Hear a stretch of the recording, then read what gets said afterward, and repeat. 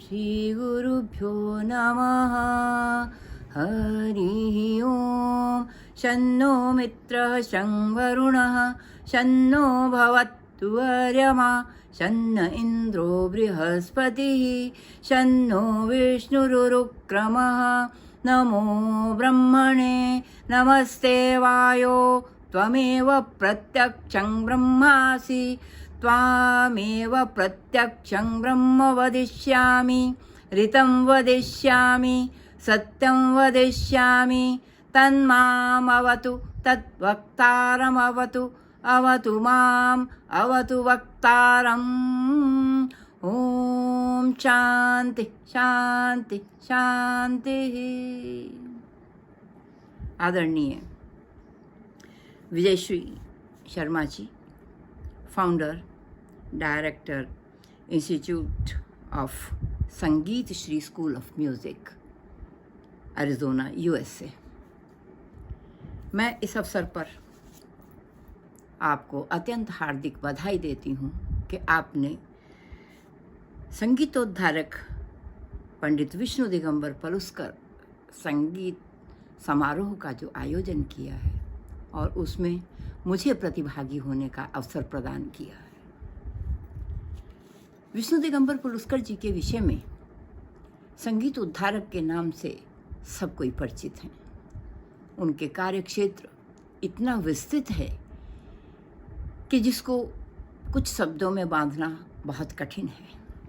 मैं क्योंकि संगीत की और वेद की विद्यार्थी हूँ, जो मैंने उनके चरित्र में और उनके कार्य में देखा है, अनुभव किया है, मुझे ये दिखाई देता है कि उन्होंने वैदिक संगीत और वैदिक संस्कृति का ही प्रवाह किया है। मैं उनको संवाहक या प्रवाहक के रूप में कह सकती हूँ।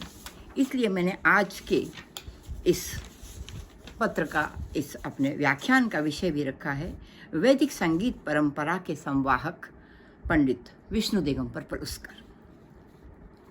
पंडित विष्णु दिगंबर पलुस्कर का जन्म ही अपने आप में वैदिक परंपरा को दिग्दर्शित करता है। पंडित जी का जन्म 14 अगस्त 1872 ईस्वी में हुआ, कुरुंदवाड़, महाराष्ट्र में। उस दिन श्रावणी पूर्णिमा थी। तो श्रावणी पूर्णिमा और पूर्णिमा का महत्व हमें तब दिखाई देता है जब हम वेद व्यास जी के जन्म स्थान को देखते हैं, जो उनके जन्मदिन को देखते हैं।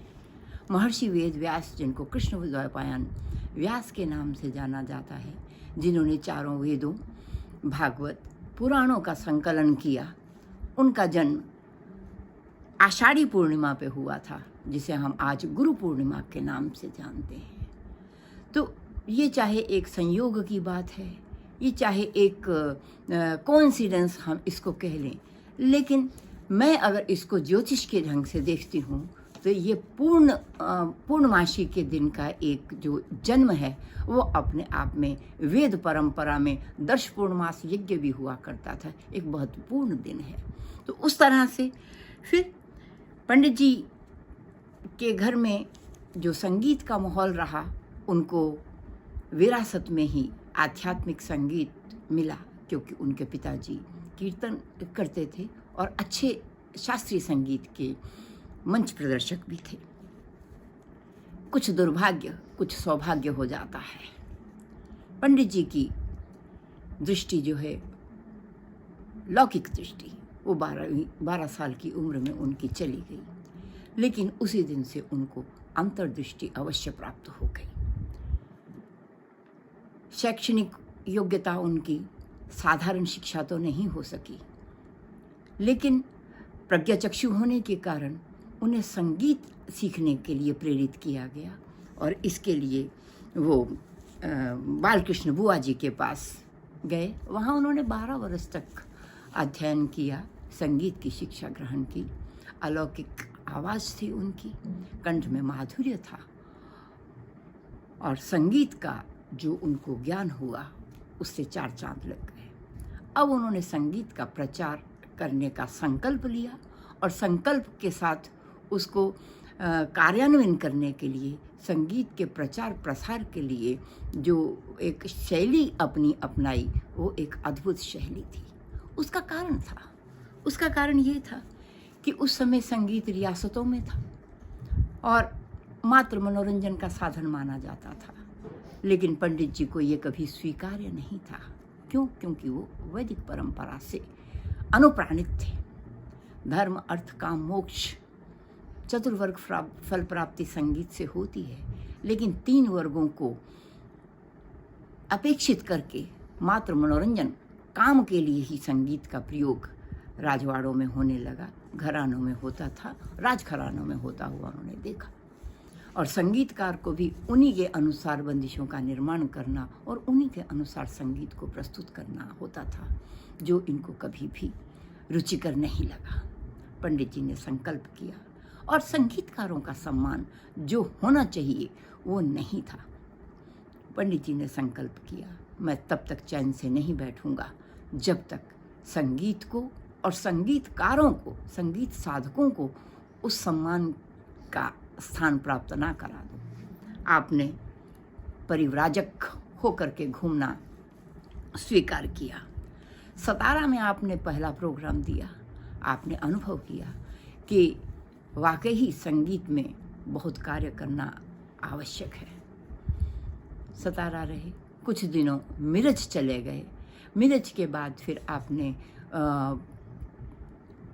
पूर्वोत्तर की तरफ, पूर्व पश्चिम प्रदेश हैं, जो उत्तर पश्चिम प्रदेश है, पंजाब आदि इलाके, इनमें आपने भ्रमण करना शुरू किया।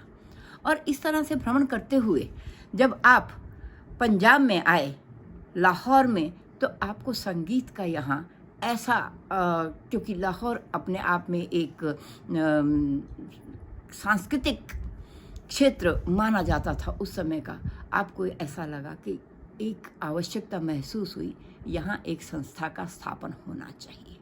अगर मैं वैदिक परंपरा को याद करती हूँ तो वेदों का भी सृजन पंजाब की इस सप्त सिंधु प्रदेश में ही हुआ था। साक्षात कृत धर्माणा ऋषियों बहु, जिन ऋषियों ने स्वयं धर्म का साक्षात्कार किया था, उन्हीं ऋषियों ने ते अवरेभ्यो असाक्षात कृत धर्मेभ्यो उपदेशेन मंत्रान संप्रादु। तो उन लोगों ने ही, उन्हीं ऋषियों ने, जो लोग धर्म का स्वयं साक्षात्कार नहीं कर सकते थे, उनके द्वारा, उनको ज्ञान के द्वारा, प्रवचन के द्वारा परंपरा चली ज्ञानवान बनाने की। तो इस तरह से शिक्षण और अध्यापन की परंपरा प्रारंभ हुई थी वैदिक काल में। आपने उसी का अनुकरण करते हुए कि कोई भी व्यक्ति वेद पढ़ सकता है, कोई भी व्यक्ति जो है वो किसी गुरु के पास जा सकता है, इस आशय से आपने 1901 में लाहौर में गंधर्व महाविद्यालय की स्थापना की। ये एक ऐसा स्थान था जो सार्वजनिक स्थान था, जिसमें कोई भी व्यक्ति आकर के संगीत का अभ्यास कर सकता था, संगीत की शिक्षा ले सकता था और फिर उसको समाज में प्रदर्शित भी कर सकता था। तो उचित वातावरण समाज में संगीत के लिए देना और विशेषकर स्त्रियों के लिए देना, क्योंकि अभी तक स्त्रियां जो हैं वो संगीत में शिक्षा ग्रहण करने का कोई साधन नहीं था उनके पास। उन्होंने संगीत को सर्वसुलभ उसी तरह से कराया जैसे वैदिक काल में गुरु परंपरा में हुआ। अब उनके सिर्फ उन्होंने स्वयं साधना ही नहीं की, अपितु उस स्वयं साधक के जो चरित्र के गुण हैं उनको भी अपनाया। यम, नियम, आसन, प्राणायाम, ध्यान, धारणा, समाधि, ये सब नियम जो हैं, इन नियमों को भी उन्होंने अपनाया और उसी अनुशासन को उन्होंने विद्यार्थियों को दिया। उन्होंने एक खास स्कूल तैयार किया जिसमें कि स्वयं तो साधना की ही थी, लेकिन जिस घराने के वो प्रतिनिधि हुए वो घराना ग्वालियर घराना के नाम से प्रसिद्ध है, जैसे अष्टांग गायकी का घराना भी कहते हैं। और अगर देखा जाए तो इसमें मूल तत्व जो है ये सात्विक भावना से ओतप्रोत है और धर्म और आध्यात्म की बंदिशों का आपने केवल निर्माण ही नहीं किया, उनको शिष्यों प्रशिष्यों में आकर के सिखाया। आपका संगीत बहुमुखी था, आपका संकल्प बहुआयामी था। आपने वो संकल्प किया, देशभक्ति हो, सब सर्वप्रथम जिस देश पे, जिस भूमि पे हम पैदा हुए हैं उसके प्रति कृतकृत्य होना, उसके प्रति श्रद्धावान होना। माता भूमि पुत्रो हम पृथिव्या, ये वैदिक ऋषि का वाक्य आपके दिमाग में हमेशा रहा और आपने वंदे मातरम का गान जो है वो वंदे मातरम को कंपोज करके उसका गान मुक्त कंठ से जगह जगह गाया। सिर्फ यही नहीं, आध्यात्म को भी आपने बढ़ावा दिया। रघुपति राजा राम की धुन आपने निर्माण की और उस समय जब स्वतंत्रता आंदोलन चल रहे थे, गांधी जी के मूवमेंट में, गांधी जी आपके प्रिय मित्र थे, गांधी जी के मूवमेंट में आप शामिल हुए और इस राम धुन को गांधी जी ने आज़ादी के लिए एक हथियार के माध्यम से, मतलब एक प्रेम पूर्वक हथियार जिसको हम कहते हैं, वो अपनाया जो धुन आपने की थी। यही नहीं, इसके साथ आपके प्रिय शिष्य पंडित नारायण नरेश्वर खरे, आपने उनको गांधी जी के आग्रह पर साबरमती आश्रम में नियुक्त करवाया। वहाँ वो भजन जो प्रातः उनका भजन संध्या होती थी, उसमें नारायण नरेश्वर खरे जी ने आपके बनाए हुए भजनों को वहाँ, आपके कंपोज किए हुए भजनों को वहाँ गान किया जाता था। तो इस तरह से देशभक्ति का एक जो बीज लेकर के चले थे, जिसके की प्रतिनिधि महात्मा गांधी थे, आपने संगीत के माध्यम से उस धारा को और भी प्रबल कर दिया। जगह जगह रामधुन से लोग एकत्र हो गए और इतने इतने बड़े आंदोलन जो है वो उनके परिणाम सब जानते हैं कि हमें स्वतंत्रता की प्राप्ति हुई। इसी के साथ आध्यात्म, आपने जो बंदिशें गाई, जो बंदिशें कंपोज की, उनका आधार आध्यात्मिक था, उनका आधार धार्मिक था, पौराणिक था। यह परंपरा वेद में यज्ञों में प्रयोग होने वाले संगीत की थी। अयज्ञो वा एषा यो असामा, जिसमें साम का गान नहीं, वो यज्ञ ही नहीं। आपका भी यह कहना था कि जो संगीत की सभा है उसमें अगर धार्मिकता नहीं, उसमें अगर आध्यात्मिकता नहीं, तो वो संगीत अपने में पूर्ण कैसे हो सकता है।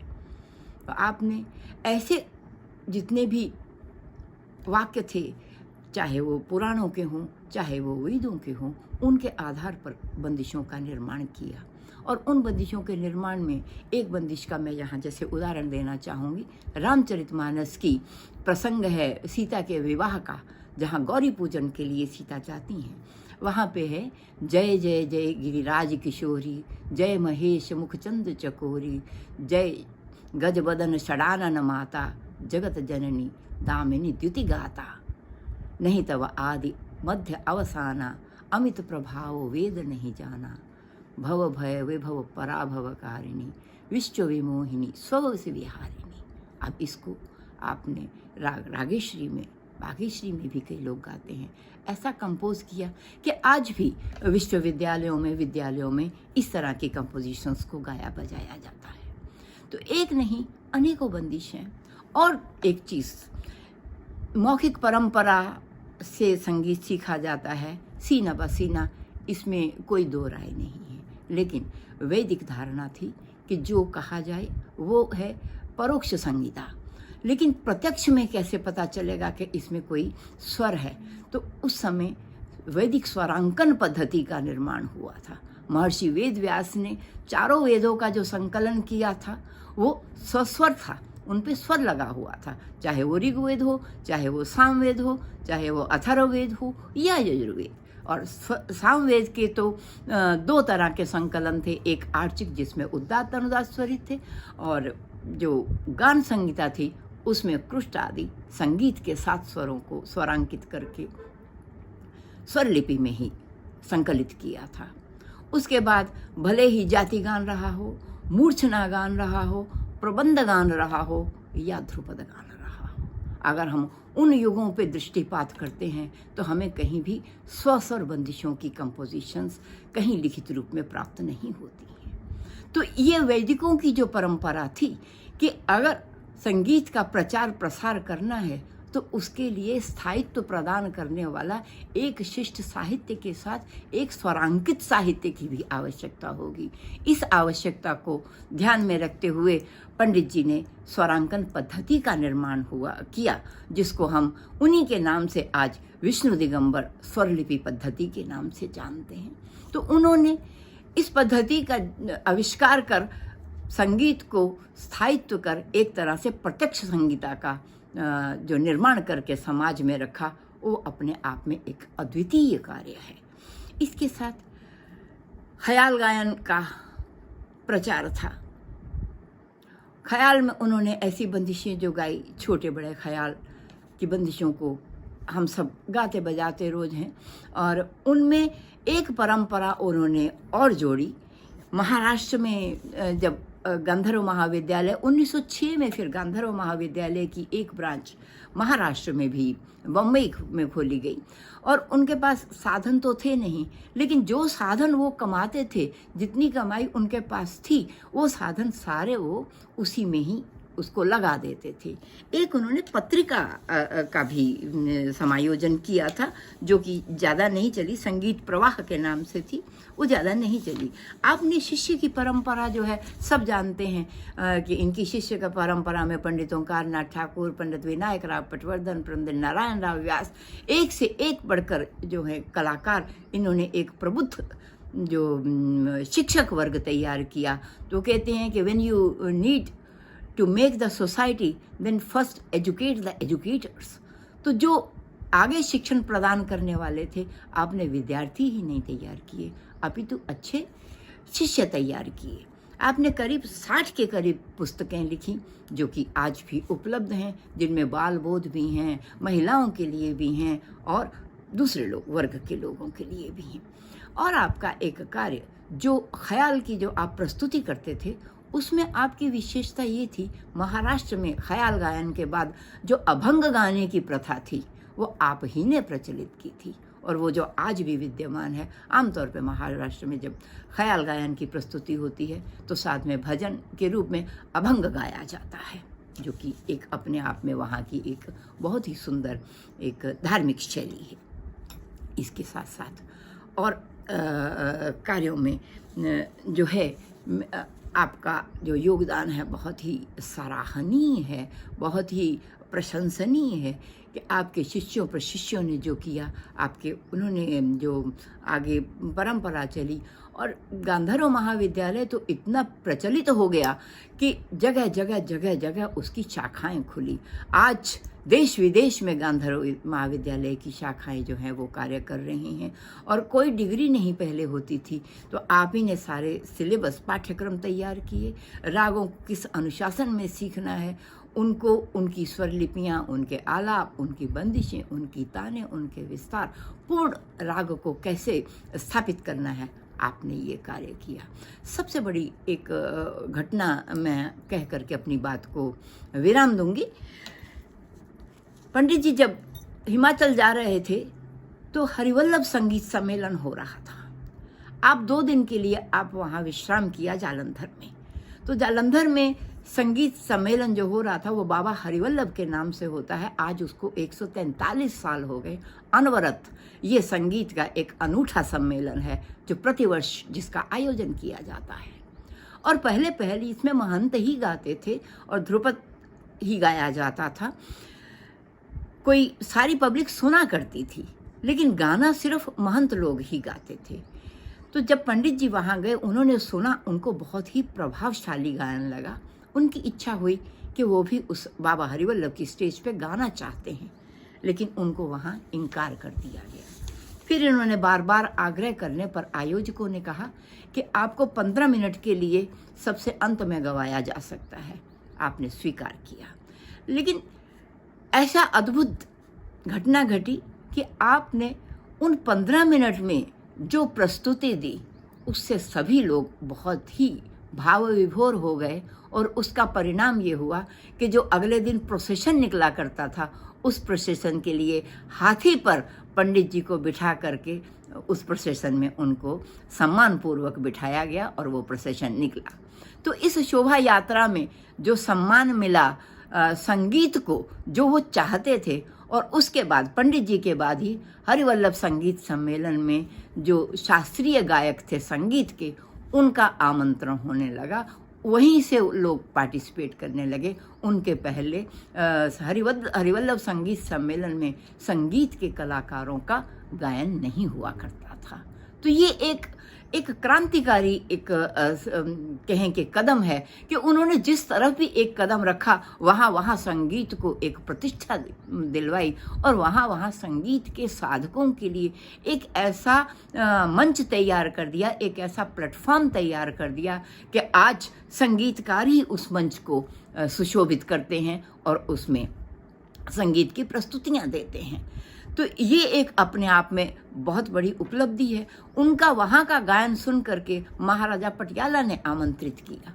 तो ये एक बहुत बड़ी उपाधि थी कि जो संगीत के कार्यक्रम में हरिवल्लभ संगीत सम्मेलन में जो गा लेगा, वो उनको बाबा हरिवल्लभ का जिसको आशीर्वाद मिल गया, तो वो कसौटी हो जाती थी। वो उसी समय कलाकार की उसको मान्यता प्राप्त एक तरह से जैसे हो गई। ये एक सर्टिफिकेट था एक वहाँ के आशीर्वाद का।